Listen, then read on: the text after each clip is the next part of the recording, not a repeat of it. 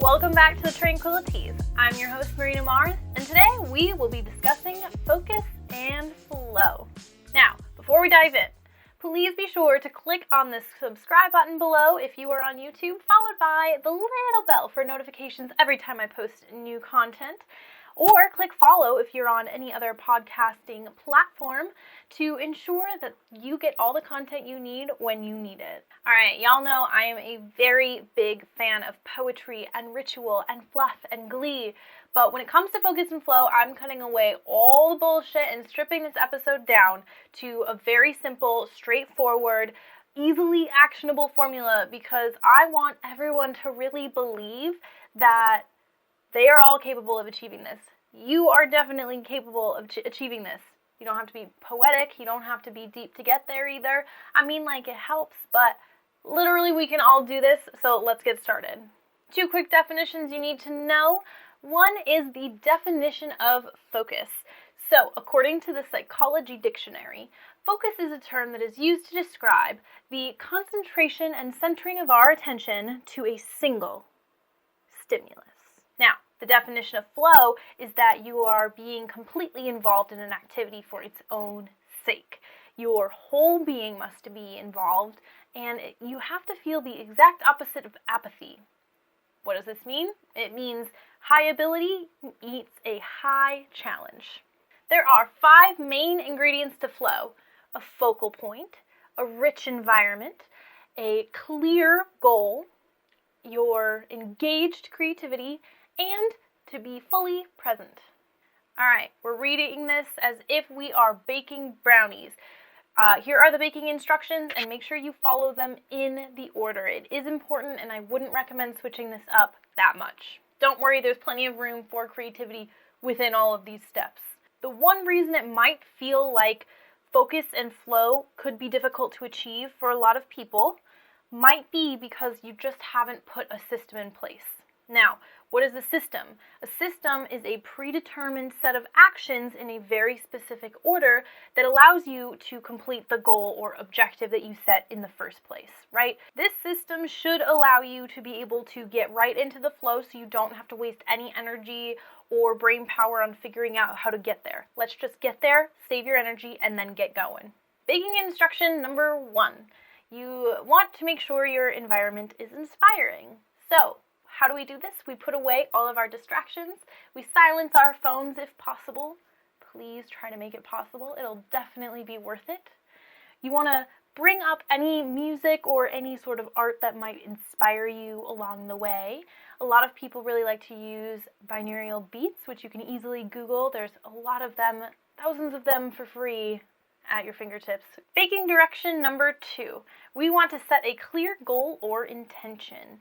So, while clarity comes from engagement and not thought, you want to make sure that you at least know which planet you're trying to land on, right? So, you want to make a commitment that you can stick with for a sustained period of time. Don't worry about the details, we just want to get a clear vision of where we're going. Now, what does this mean? Are you worried because you can't fill out every single detail, but you want to be clear, where is that beautiful middle zone? If you can just answer this next question, then you will be all good to go. So, ensure you are aware of why you are setting this intention or goal. If you can answer the question of why you're doing what you're doing, it might be a little bit easier for you to narrow in exactly what it is that you are trying to achieve. Direction number 3, you want to engage your creativity. What does this mean? This is the easy part. This is the part that we love. Go grab your beautiful art supplies or your favorite playlists and a mug of your favorite warm drink.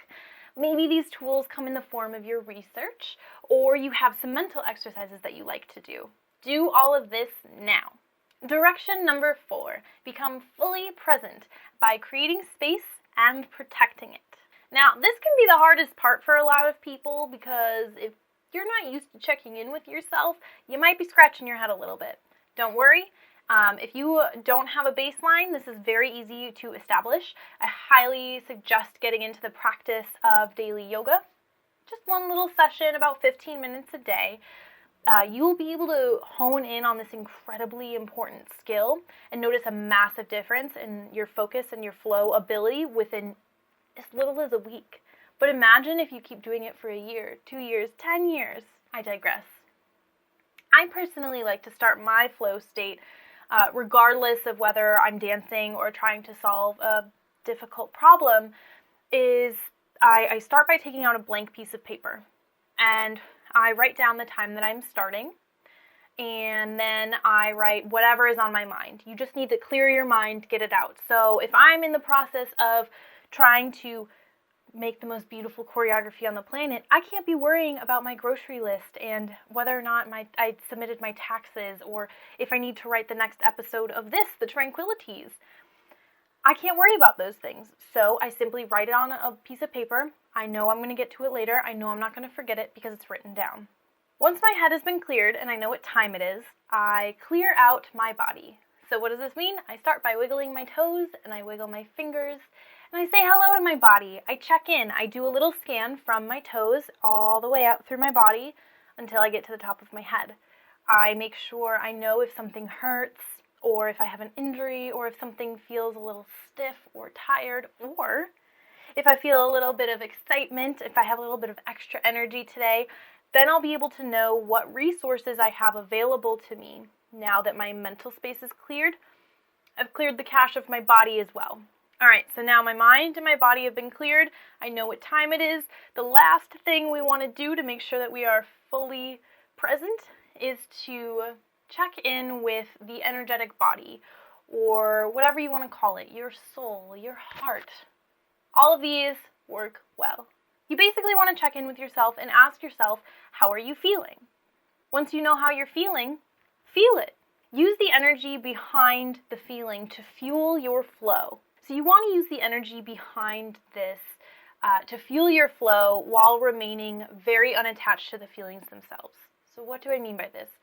So for example, if I'm angry and I need to achieve the flow state for a dance rehearsal, I'm going to channel the energy that I get from that anger into my dance.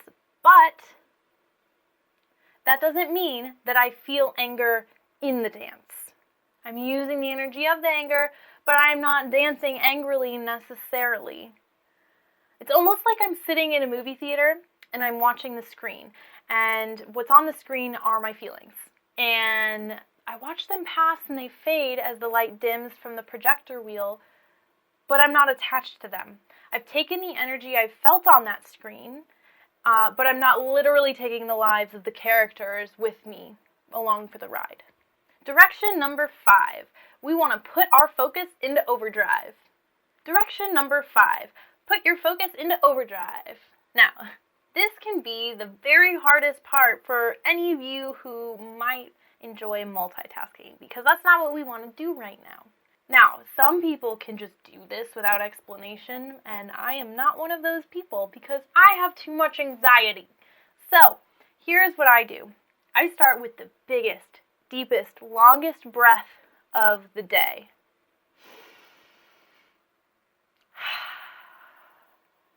Until I am fully empty and my lungs have been quenched.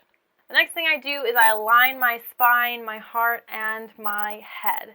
So what I mean is I just have very good posture. I'm not pushing my belly and my chest out. Everything is in a very straight line. And that way I can really finish checking in with myself. I know that I'm in control of my breath, and I know I'm in control of my body. So it'll be easier to focus the mind. Once I'm in this physical alignment, it's a little bit easier for me to get mentally aligned. So next, I repeat my goal out loud. All right, what's the purpose? What am I doing? I am choreographing this song. I know that the goal, the character that I'm trying to put out is X, and I want to make my audience feel Y. I know at point Z in this song, I want to be able to have a clothing reveal, because I'm a burlesque dancer, and that's a thing that we do. So that's all I know right now. Those are the goals. That's where we're going. After that, I close my eyes, and I start to visualize a map of how do I get to that point? How do I get to point A or point B? Is there something that needs to happen before that? I start to visualize it. I start to see myself doing the thing. Whether or not I'm physically able to actually do it doesn't matter. If you need to pretend that you're fucking flying, do it, Superman. Like, do it. Once my head has this clear vision, and even if it's a little murky in between, but I can kind of start to actually see the path of point A to B, then I slowly start to get up, or I pick up my tool, I pick up my paintbrush, I start typing, and I open up the Word document. Whatever it might be that you're working on, once you can kind of start to visualize it, this is when you really want to trust yourself and start to let yourself go slowly, though. You want to ease into it, because if you're not warmed up, mentally or physically, you can not only hurt yourself, but it'll be very easy to lose that focus, because your body and your mind and your heart space, whatever you want to call it, they're not in alignment, and that's going to throw your flow off. And finally, there's a part in the focus step right before you dive into the flow that I like to think of as the blast off point. And sometimes it's kind of hard to figure out when that blast off point is, right? Like I just mentioned, you want to be in alignment. You want your body, your mind, and your soul to be just as warmed up. You can't have one cold and the other hot. But once we have that, the blast off point for me personally happens when I started with that point A to B, right? And then I added a detail in between.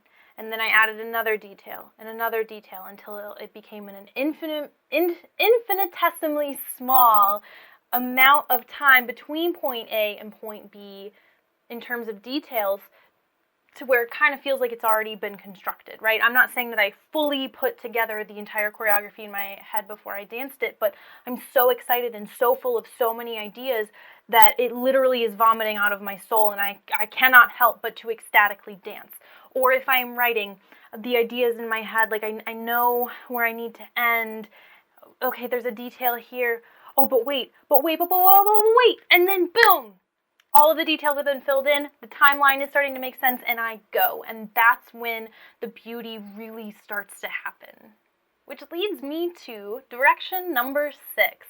It's all about creating and protecting the space for that blast-off point.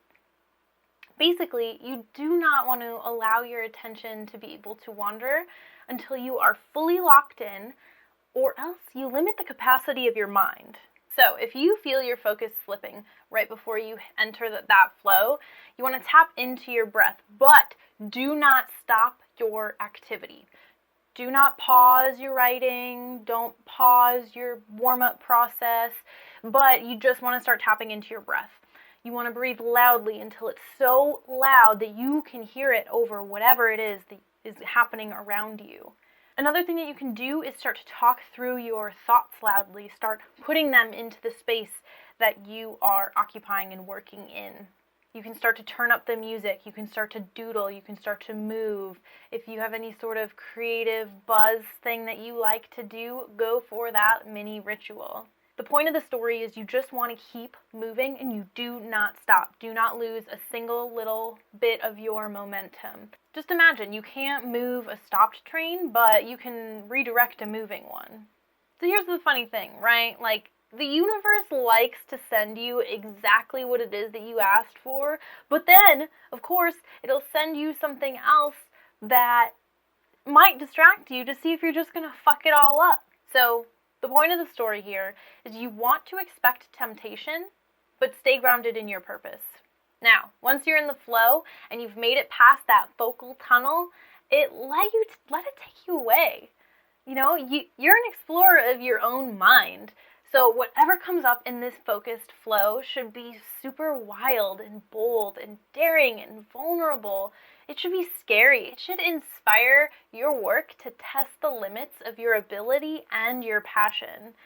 Hell yeah, it's going to get frustrating, and you might even get a little bit hurt, but according to Hunter S. Thompson, that's part of the process. The thing is, 9 times out of 10, if you're going to hurt yourself in this flow state, more likely than not, that pain is just a growing pain. It's an expansion pain. It's a good thing. That 1 out of 10 time that it's not, it's probably, you got a paper cut, or maybe you got, really excited while you were dancing and then you accidentally smacked your head on the floor or something. Obviously, you don't want to, go take care of yourself, but don't let that scare you away. Don't let the fear of pain scare you away. Expect it. You'll find that there are some moments in this flow state that you're going to want to throttle the intensity, right? But then there are going to be other moments that you want to rev it up and just keep going. As a more advanced practice within this flow state, you can really begin to gain control over the direction and the velocity of said flow. Will this be a future episode? Absolutely it will, and that is the juicy that I'm really excited to get into, because I personally very rarely see videos on this topic. So in March, I'm going to be posting a video exclusively to my YouTube channel that has me talking through this exact warm-up to flow state to cool down process, except you'll get to see what it actually looks like. So I'm going to be filming my burlesque and pole practice and my choreographing process, and then I'm going to be doing kind of a commentary on it along with some graphic visuals, and you'll get to see what this all looks like in practice. What you'll see is that the flow state, as cool and chill and dope as it sounds, it's not always a linear process, and it may not always look beautiful or elegant. Flow is a state of intensity and drama and unity and chaos and light and dark, the masculine and the feminine. It's everything. So please tell me about your experience flowing. What's your favorite medium? What does it feel like to you? Head on down to the YouTube comment section and tell me all about it. Please don't be shy. We're nearing the end, my friends. For now, just the intro of the flow state. So we're going to be taking a week break off of this because I really want to talk about love, it being the month of February.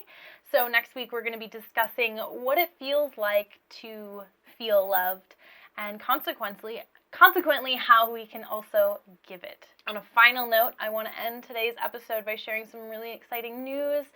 My first episode of the Educational Ecdysiast is live right now as we speak. What the fuck is the Educational Ecdysiast? This is a new weekly 3 to 6 minute tutorial series that drops every Wednesday exclusively on my YouTube channel in February, or starting in February. So topics can include anything from how to twirl a tassel to boosting your confidence in 5 easy steps. And secondly, if you haven't already signed up for my newsletter, the Martian Gazette, I highly recommend it because it is a free weekly dose of love, beauty, and pleasure. And for more information, you can check out the description if you're on YouTube, or you can go over to marinamars.com if you're tuning in from another streaming site. Thank you so much for spending your time with me today, and until next time, my loves, XOXO.